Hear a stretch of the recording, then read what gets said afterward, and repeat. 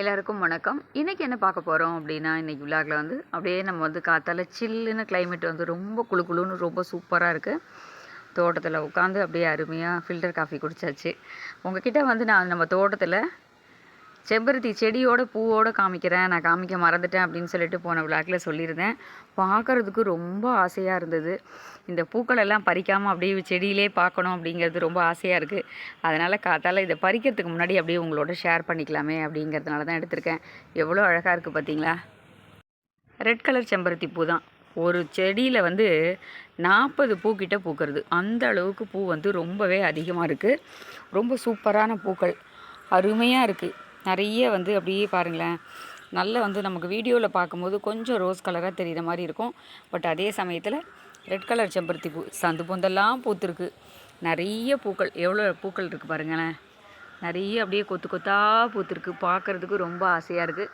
இங்கே பாருங்கள், மேலே மாங்காயை எவ்வளோ கொத்து கொத்தாக காய்ச்சிருக்கு பாருங்கள் மாங்காய். நம்ம வந்து கொஞ்சம் பறிச்சாச்சு, பறித்தாலும் மிச்சம் வந்து இருக்குது.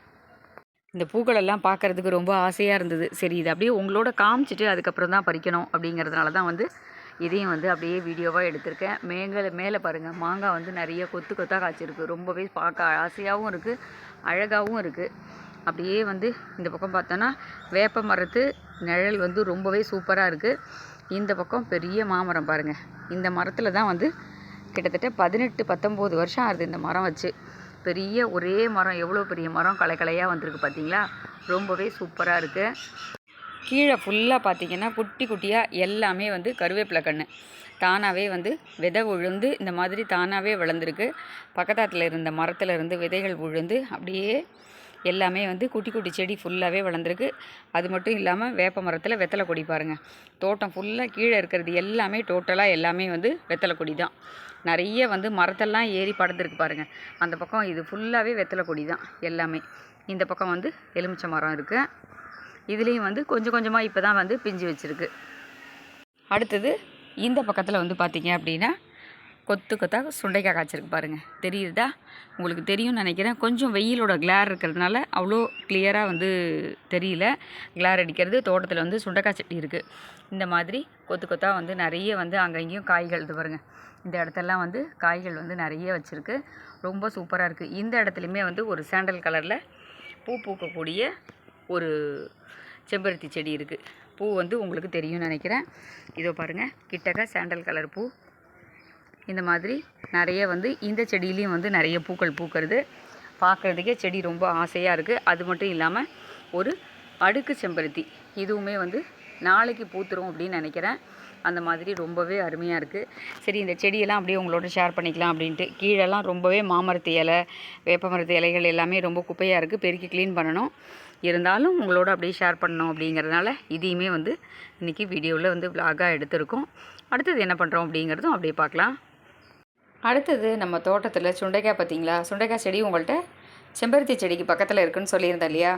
எவ்வளோ ஃப்ரெஷ்ஷாக பிஞ்சாக குட்டி குட்டியாக அழகாக இருக்குது பாருங்கள். மணிமணியாக பார்க்கவே ரொம்ப ஆசையாக இருந்தது. நம்ம தோட்டத்தில் பறித்த சுண்டைக்காய் ரொம்ப சூப்பராக இருந்தது. இதையும் உங்களோட ஷேர் பண்ணிக்கிறோம் அப்படின்னு சொல்லிட்டு எனக்கு ரொம்ப ஆசையாக இருந்தது. அதனால் இந்த தடவை பறிச்சுட்டு உங்கள்கிட்ட காமிச்சேன். அப்படியே செடியில் காமிச்சிருந்தேன். இந்த தடவை பறிச்சுட்டு காமிக்கலாமே அப்படின்னு சொல்லிட்டு. சுண்டைக்காய் சாம்பார் பண்ணினோம் அப்படின்னா அவ்வளோ அட்டகாசமாக இருக்கும். சுண்டைக்காய் அடிக்கடி சாப்பாட்டில் சேர்த்துக்கும் போது நமக்கு வந்து ஹீமோகுளோபின் பிரச்சனைகள் இருக்காது. ரத்தம் நிறைய வந்து ஊறும். அதனால் பச்சை சுண்டைக்காயில் கூட்டு பண்ணலாம், கறி பண்ணலாம். அதுக்கப்புறம் பச்சை சுண்டைக்காய் சாம்பார் பண்ணலாம். பச்சை சுண்டைக்காயில் ஃப்ரெஷ்ஷாக வத்த குழம்பு, மணத்தக்காளி காய் போட்டு வத்த குழம்பு பண்ணுற மாதிரி வத்தலாக இல்லாமல் சுண்டைக்காய் பச்சை சுண்டைக்காயில் வத்த குழம்பு பண்ணும்போது ரொம்ப சூப்பராக இருக்கும். ரொம்பவே அருமையாக இருந்தது. பார்க்குறதுக்கும் ஆசையாக இருந்தது. கண்டிப்பாக நம்மளோட வீவர்கிட்ட இதை காமிச்சே ஆகணும் அப்படின்னு சொல்லிட்டு எனக்கு இதுவும் ஆசையாக இருந்தது. நான் பறிக்கிறேன், இதெல்லாம் வளர்க்குறேன் அப்படிங்கிறது ஒரு பக்கம் ஆசையாக இருந்தாலும் இதை உங்களோட ஷேர் பண்ணும்போது எனக்கு ரொம்பவே பிடிச்சிருந்தது. அப்படியே நம்ம தோட்டத்தில் பறித்த கொஞ்சம் சின்ன சின்ன செடி தான். அதில் இருந்த கருவேப்பிலை ஒரு 4-5 கொத்து பறிச்சுன்னு வந்தேன். இதையும் உங்களோட அப்படியே ஷேர் பண்ணிக்கணும்னு சொல்லிட்டு தான் காமிச்சிருக்கேன். உங்களுக்கும் ரொம்ப பிடிச்சிருக்கும் அப்படின்னு நினைக்கிறேன். எனக்கு ரொம்பவே பிடிச்சிருந்தது. சரி, நம்ம வீவர்கிட்ட ஷேர் பண்ணணும் அப்படிங்கிறதுனால இதையும் உங்களோட சொல்லியிருக்கேன். அடுத்தது என்ன சமைக்க போகிறோம் அப்படிங்கிறத பார்க்கலாம். அடுத்தது இன்றைக்கி விலாகில் வந்து பார்த்திங்க அப்படின்னா இது எல்லாமே நம்ம தோட்டத்து மாங்காங்க. நான் ஏற்கனவே உங்கள்கிட்ட காமிச்சிருந்தேன். நீங்கள் நம்ம மரத்து மாங்காய் பார்த்துருப்பீங்க. ஓரளவுக்கு கொஞ்சம் பெருசாக இருந்தது பாருங்கள். இது அப்படியே அடுத்த ஸ்டேஜில் வந்து பழுக்க ஆரம்பிச்சிடும். நிறைய வந்து குரங்கு வந்து தொல்லை பண்ணுறது அப்படிங்கிறதுனால கொஞ்சம் மாங்காய் இருந்த வரைக்கும் பறிச்சிடலாம் அப்படின்னு சொல்லிட்டு இன்றைக்கி ஒரு 50 மாங்காய் கிட்ட பறிச்சாச்சு. பக்கத்தில் இருக்கவளுக்கு, ஏற்ற வீட்டில் இருக்கவளுக்குலாம் கொஞ்சம் கொடுத்தேன். சரி, இந்த மாதிரி மாங்காயை வந்து பொடி பொடியாக நறுக்கி உப்பு காரம் போட்டு இன்ஸ்டன்ட் மாங்காய் ஊறுகாய் அப்படின்னு சொல்லிட்டு ஏற்கனவே நான் ஒரு வீடியோ போட்டிருக்கேன். மறுபடியும் உங்களுக்கு வீடியோ கொடுக்குறேன். இந்த மாதிரி பொடி பொடியாக நறுக்கி இல்லைனா வந்து தாளித்து கொட்டி வதக்கி அதை வந்து மாங்காய் தொக்கு ஸ்டைலில் பண்ணி வச்சிட்டோம் அப்படின்னா ரொம்பவே சூப்பராக இருக்கும். அவியப்பா வந்து தோலெல்லாம் வந்து நல்லா செத்தி எடுத்துகிட்டு, ஏன் தோல் செத்தி எடுத்துகிட்டு பண்ணுறேன் அப்படின்னா, ஒட்டு மாங்காயாக இருந்தால் தோலோடு போட்டுருவேன். இதில் வந்து தோலை செத்திட்டு போட்டால் தான் இந்த தோல் வந்து ரொம்ப தடிமனாக இருக்கும். அதனால் தோலை செத்திட்டு எல்லாமே எடுத்து அதுக்கப்புறம் இந்த மாதிரி நாங்கள் பொடி பொடியாக நறுக்கிடுவோம். நறுக்கிட்டு அதுக்கப்புறம் அதை பண்ணும்போது ரொம்பவே டேஸ்டியாக ரொம்ப சூப்பராக இருக்கும். இந்த ஊறுகாய் எப்படி போடுறது அப்படிங்கிறத ஒரு வீடியோ வந்து உங்களுக்கு நான் கொடுக்குறேன்.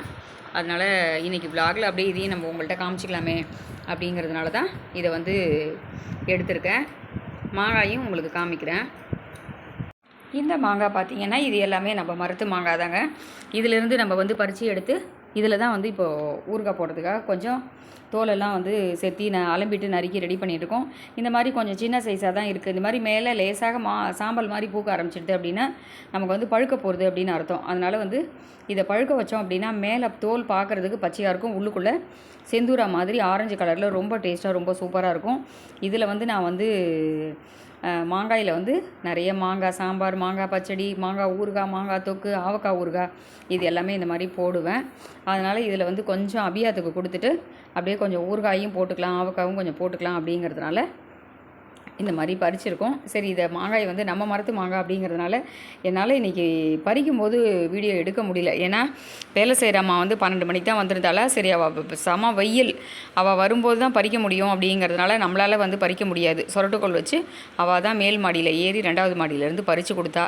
சரி, அப்படியே வந்து பறிக்கும்போது எடுக்க முடியல. அதனால் பறிச்சுட்டு உங்கள்கிட்ட காமிச்சிக்கலாம் அப்படிங்கிறதுனால தான் இதையும் வந்து உங்களோட ஷேர் பண்ணியிருக்கேன். என்னதான் இருந்தாலும் கடையில் காசு கொடுத்து வாங்கினாலும் நம்ம தோட்டத்து மாங்காய் அப்படிங்கிற போது நமக்கு சந்தோஷமாக தானே இருக்கும். உங்களுக்குமே ரொம்ப பிடிச்சிருக்கும் அப்படின்னு நினைக்கிறேன். நெக்ஸ்ட்டு என்ன பண்ணுறோம் அப்படிங்கிறதும் பார்க்கலாம். இப்போ நம்ம நறுக்கின மாங்காயெல்லாம் வந்து வதக்கி ஊறுகாய் போட்டுட்டோம் பாருங்கள். ரொம்பவே சூப்பராக இருக்குது. பார்க்கும்போதே ஆசையாக இருக்குல்ல, சாப்பிட்ணுன்னு. பார்க்குறதுக்கும் ரொம்ப கலர்ஃபுல்லாக இருக்குது. இன்னும் ஒரு 5 நிமிஷம் இருந்ததுன்னா நல்லா குழைவாக வந்துடும். மேக்ஸிமம் வந்து முக்கால்வாசி எல்லாமே முடிஞ்செடுத்து ரொம்பவே பார்க்குறதுக்கும் நல்லா இருக்குது. டேஸ்ட்டும் ரொம்ப அட்டகாசமாக இருக்குது. இதோட லாங் வீடியோ வந்து உங்களுக்கு நான் தனியாக வந்து கொடுக்குறேன். ரொம்ப ரொம்ப சூப்பராக அருமையான டேஸ்டியான இன்ஸ்டன்ட் மாங்காய் ஊறுகாய் எப்படி பண்ணுறது அப்படிங்கிறத வந்து லாங் வீடியோவில் பார்க்கலாம். ரொம்ப சூப்பராக இருக்குது. இதை அடுத்து என்ன பண்ண போகிறோம் அப்படிங்கிறதும் பார்க்கலாம். அடுத்தது இன்றைக்கி மத்தியானம் சமையலுக்கு என்ன அப்படின்னு பார்த்தீங்கன்னா, பூசணிக்காய் கூட்டு தான் பண்ண போகிறோம். பூசணிக்காய் வந்து இது மாதிரி கொஞ்சம் தோல் எடுத்துகிட்டு நறுக்கி வச்சுருக்கேன். ஒரு 1/2 கிலோ கிட்டே இருக்கும்னு வச்சுக்கோங்களேன். 1/2 கிலோவுக்கும் கொஞ்சம் கம்மியாக தான் இருக்கும். ஒரு 300 கிராம் அளவுக்கு இருக்கும். தோல் எடுத்துகிட்டு நல்லா அந்த விதைகள்லாம் எடுத்துகிட்டு அலம்பிட்டு இந்த மாதிரி குட்டி குட்டி பீஸாக இந்த மாதிரி நறுக்கி எடுத்து வச்சுருக்கேன். இதில் வந்து கூட்டுக்கு என்னெல்லாம் போட போகிறோம் அப்படின்னு பார்க்கலாம். கொஞ்சம் மஞ்சப்பொடி போட்டிருக்கேன். அடுத்தது இந்த காய்க்கு தேவையான அளவு உப்பு போட்டுக்கலாம். பூசணிக்காய் வந்து ரொம்ப உப்பு தாங்காது, அதனால் ஒரு 1/2 ஸ்பூன் கிட்ட கல் உப்பு போட்டிருக்கேன். அதுக்கப்புறம் டேஸ்ட் கொடுக்கறதுக்காக லேசான ஒரு புளிப்பு இருந்தால் நல்லாயிருக்கும் அந்த கூட்டுக்கு. அதனால் பெரிய சைஸில் 2 தக்காளி நறுக்கியிருக்கேன்.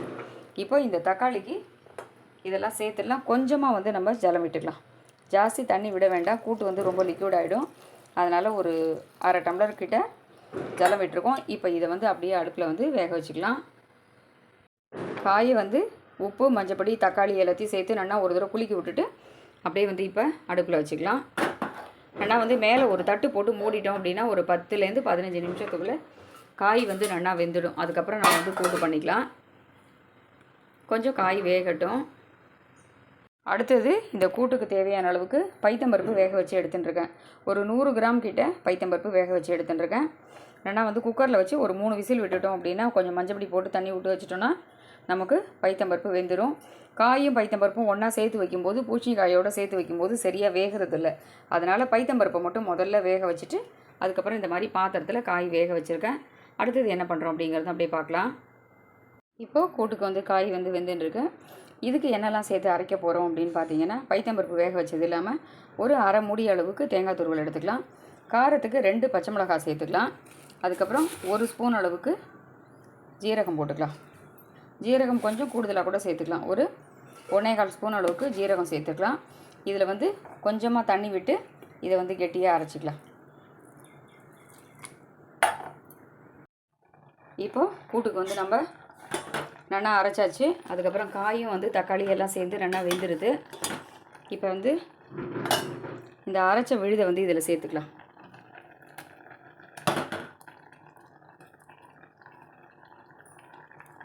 இது எல்லாத்தையும் வந்து அதில் எடுத்து விட்டுடலாம். அதுக்கப்புறம் இந்த வேக வச்ச பைத்தம்பருப்பையும் இதில் சேர்த்துடலாம். அடுப்பை வந்து சிம்லேயே வச்சுட்டு வேக வச்ச பைத்தம்பருப்பையும் எல்லாத்தையும் எடுத்து கூட்டில் வந்து நம்ம சேர்த்துடலாம். சேர்த்து நல்லா கொதிக்க விடணும்.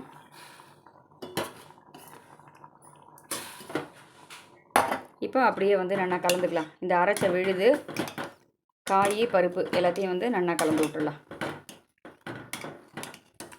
ஃபுல்லாக வந்து நல்லா மிக்ஸ் பண்ணிக்கணும். நல்லா மிக்ஸ் பண்ணி ஒரு 2 தடவை கொதிக்கிற அளவுக்கு கொதிக்கட்டும். இப்போது கூட்டு வந்து நல்லா கொதிச்செடுத்து ஸ்டவ் வந்து ஆஃப் பண்ணிக்கலாம். இது மேலாக அப்படியே வந்து நம்ம கொஞ்சம் கருவேப்பிலையும், ஃப்ரெஷ்ஷான கருவேப்பிலை, கொத்தமல்லி தழை ரெண்டையுமே வந்து நல்லா தூவிடலாம்.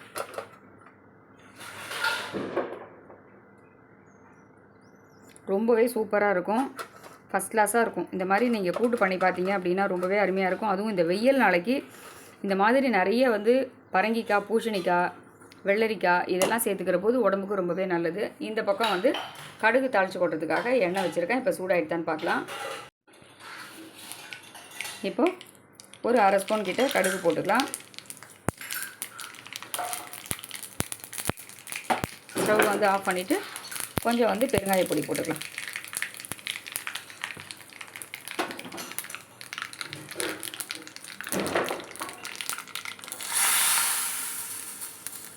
ரொம்பவே சூப்பரான கூட்டு வந்து நமக்கு ரெடி ஆகிடுது. பூசணிக்காய் கூட்டு எப்படி பண்ணுறது அப்படின்னு பார்த்துட்டிங்க.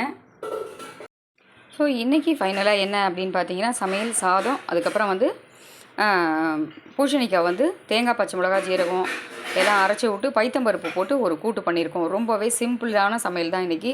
கறி கூட பண்ணலை. ஏன்னா வெயில் ஜாஸ்தியாக இருக்குது அப்படிங்கிறதுனால என்னால் பெருசாக எதுவும் சமைக்கவும் முடியல, சாப்பிடவும் முடியல. நிறைய லிக்விடான ஐட்டம், ஜூஸு, ஃப்ரெஷ் ஜூஸு, மோர், அதுக்கப்புறம் வந்து ஃப்ரெஷ்ஷான வெள்ளரிக்காய், இந்த மாதிரி தான் நாங்கள் நிறைய ஃபுட்டில் எடுத்துக்கிறோம். சாதம் வந்து ரொம்ப ரொம்ப கம்மியாக தான் எடுத்துக்கிறோம். கறி, கூட்டு, மெயினாக வந்து சாம்பார், ரசம் இதெல்லாம் சாப்பிடவே முடியல அப்படிங்கிறதுனால ரொம்ப ரொம்ப சிம்பிளாக இன்றைக்கி வந்து இந்த மாதிரி நீர் சக்தி அதிகமாக உள்ளக்கூடிய ஒரு ஃபுட்டாக எடுத்துக்கலாம் அப்படின்னு சொல்லிட்டு இன்றைக்கி பூசணிக்காயில் கூட்டு பண்ணியிருக்கோம். தொட்டுக்கிறதுக்கு வதக்கின மாங்காய் ஊறுகாய் இருக்குது. ஸோ அதனால் இன்றைக்கி ரொம்பவே சிம்பிளான சமையல் தான். மார்னிங் டிஃபனுக்கு வந்து அடை பண்ணியிருந்தேன். பட் ஆனால் உங்களோட நான் அதை வந்து வீடியோவில் ஷேர் பண்ணலை.